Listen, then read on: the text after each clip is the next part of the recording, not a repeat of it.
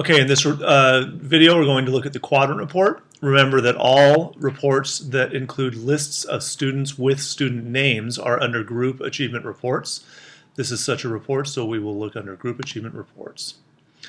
Generally speaking, you can leave district-wide as the selection here, but sometimes you may want to choose a building. Generally speaking, you can leave class blank, but if you want to look at only one classroom and if classrooms are set up in your district, then you can select a classroom from that drop-down. I will leave them district-wide and blank. Under Format, choose Quadrant Report, and under Grade, choose a grade that you're interested in. I'll choose Grade 8. When you get to this screen, you can see that you have to select a year, an assessment period, and a test. You can leave subject as all. Right now I don't have any tests listed, and that's because in this district, the North Overshoe District, I don't have any tests in 13-14 for fall. Sometimes you have to go hunting around a little bit to find your tests, but if I switch to the middle period, December through January, you can see that now I have several tests to choose from. So I will select 13-14 middle period.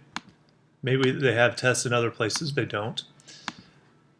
I can select Iowa Assessments Reading for one of the tests I want to look at, and I'm going to look at Iowa Assessments Mathematics for the other test that I want to look at. You always have to choose two tests. This check mark up here, use only 4 quadrants for percents. There are 4 quadrants that will add up to 100% of your students if you put a check mark in this box. If you remove the check mark, then the 100% will include all of the students in the 4 quadrants plus another smaller group of students who have no data or partial data.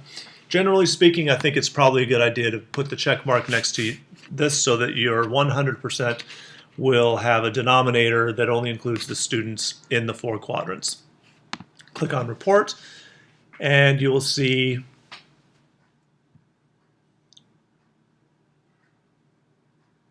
the Quadrant Report. Probably most people viewing this video have seen this before, so they know that this is students who are proficient in both of the tests that you selected, reading and math. These are students who are proficient in one and not the other, and these are students who are not proficient in either reading or math. So down on the bottom you also have some students who have no data or partial data, but because we unchecked that checkbox, this group of students is not included in our total, so our 100% is only in the 4 quadrants.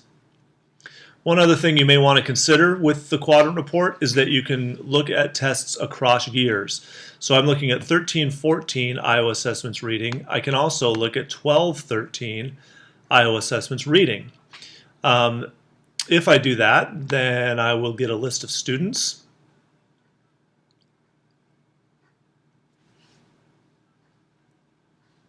Who were proficient both in 12-13 and 13-14, were proficient in 12-13 but are no longer proficient in 13-14, were not proficient in 12-13 but now are proficient in 13-14, and students who have not been proficient for both years in a row. That's the Quadrant Report, and you can put any tests you'd like in there and compare them to one another. Let me know if you have questions.